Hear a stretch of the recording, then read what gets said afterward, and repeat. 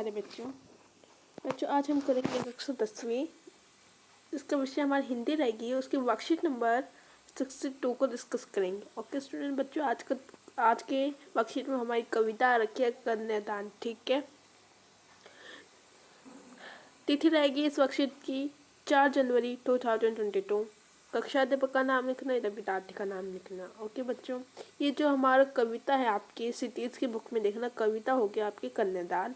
उसको हमारे ने लिखा था, सिद्धराज कविता ने लिखा था। किसने? सिद्धराज उसके कवि है। ठीक है प्यारे बच्चों, पिछली बार हमने कवि सिद्धराज की कविता कन्यादान का अध्ययन किया था। आज हम उनकी कविता के अगले अंश को पढ़ेंगे।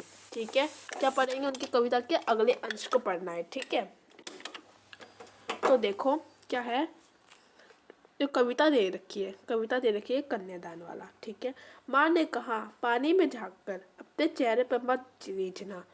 कि माँ ने क्या कहा था कि पानी में तो माँ ने कहा था कि पानी में तो झांक कर अपने चेहरे को मत झीझना। ठीक है, आग रोटियां सेकने के लिए, जलने के लिए, जो आग है वो रोटी सेकने के लिए होती है, जलने के लिए नहीं होती। ठीक है, वस्त्र और आभूषण शब्द भरमों की तरह बंधन है स्त्री जीवन के। ठीक है, माँ ने कहा लड़की होना पर लड़की जैसी मत दिखना।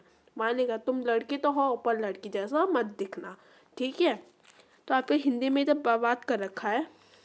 ठीक है, कभी उस लड़की के विषय में जिसका विवाह हो रहा था, जिसकी शादी हो रखी थी, विदाई से पूर्व लड़की की माँ अपनी लड़की को समझा रही थी। क्या समझा रही थी? कि उसे इस प्रकार व्यक्त कर रहा था कि माँ कह रही थी कि तुम अभी कभी अपने चेहरे की सुंदरता पे इस तरह मत रीझ जाना कि तुम भयानक समस्या का भी सामना पड़ जाए। कि कभी की जो माँ थी, ठीक है, उनकी जो माँ थी वो शादी से पहले अपने बेटे को शादी हो गई थी, तो कन्यादान से पहले बोल रही थी कि तुम्हारी शादी तो हो रही है पर इस तरह मत रीझ जाना अपनी सुंदरता पर कि किसी बड़ी मुसीबत का सामना करना पड़े। ठीक है, क्योंकि आग रोटियां सेकने के लिए ना कि जलने के लिए। जो आग है वो क्या रोटी सेकने के लिए होती है, जलने के लिए नहीं होती। ठीक है, यह वस्त्र और आभूषण व्यक्ति को इस तरह अपने मोह में उलझा लेते हैं कि व्यक्ति जीवन के सच्चाई से दूर हो जाता है।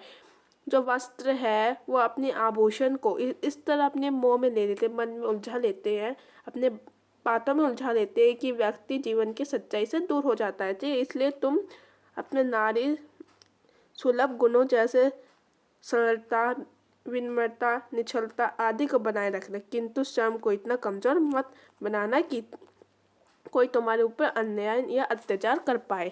ठीक है, कि तुम अपने आप को इतना कमजोर मत पड़ जाना अपनी सुंदरता पे कि तुम्हारे ऊपर कोई अन्याय करे या अत्याचार करे। तुम्हें हिम्मत रखनी चाहिए। ठीक है बच्चों, समझ में आ रहा है ना बच्चों? अब देखो शब्दार्थ दे रखा है, कुछ 4 शब्दार्थ दे रखे। कौन क्या है? भ्रम का मतलब बहम होता है। ठीक है, इसका आभूषण मतलब गहने, बंधन मतलब मोह, रीझना मतलब खुश होना। ओके, और इसके आधार पर हमें कुछ प्रश्न दे रखे हैं, 4 प्रश्न और एक गतिविधि दे रखी है। ठीक है, गतिविधि को भी डिस्कस करेंगे और प्रश्नों के भी उत्तर देंगे एक एक करके। ठीक है, चलिए आंसर देखते हैं इनके। देखो बच्चों, पहला प्रश्न क्या है हमारा, कविता में लड़की की माँ ने उसको क्या समझाया था? जो मैंने बताया था, कविता में लड़की की माँ ने उसको समझाया कि लड़की होना, नारी सुलभ गुण, सरलता, सादगी, निश्चलता आदि बनाए रखना, परंतु लड़की जैसा कमजोर मत पड़ना। ये हमने विवाद में पढ़ा था ना लास्ट की लाइन में, कि लड़की तो होना गलत बात नहीं है पर अपने आप को सरलता, सादगी रखना, कि किसी जैसे कमजोर मत पड़ना, अपने आप को शक्ति बनाए रखना। ठीक है, अब देखो तो हमें सेकंड क्वेश्चन में क्या दे रखा था। हमें सेकंड क्वेश्चन है, माँ ने लड़की को किसकी तरह ना देखने के लिए कहा? माँ ने लड़की को लड़की की तरह ना देखने को कहा था। ठीक है, अब अगला क्वेश्चन देखते हैं थर्ड क्वेश्चन पे। तो थर्ड क्वेश्चन में क्या कह रहा है, कविता में किन वस्तुओं को भ्रम की तरह बताया गया है? कविता में वस्त्रों को और आभूषण को भ्रम की तरह बताया गया है। ठीक है, फोर्थ क्वेश्चन देखो बच्चों, फोर्थ, आग शब्द के कुछ प्रायवाची शब्द लिखे। आग, अग्नि, पावक, दहन, ज्वाला। आपको तो याद, ये बहुत आसान है। ठीक है, अगर फिफ्थ क्वेश्चन देखो, फिफ्थ क्वेश्चन में हमें दे रखा है गतिविधि। ठीक है, गतिविधि का अध्ययन करेंगे। देखो बच्चों, फिफ्थ क्वेश्चन में क्या आता है, गतिविधि दे रखी है, घर में चर्चा कर उन गुणों की चर्चा कीजिए जिनके कारक मनुष्य को अब अक्सर दुख पहुँचते हैं, ठीक है। जैसे लालच आना, घमंड करना, इस चीज़ में आलस आना, बेमतलब तुलना करना किसी की, ठीक है।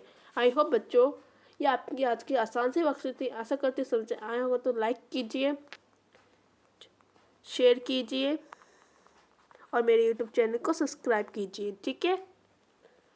फिर मिलते हैं एक और वीडियो का, जब तक इस वीडियो को बने रही और अपने दोस्तों के साथ ज़्यादा से ज़्यादा शेयर कीजिए।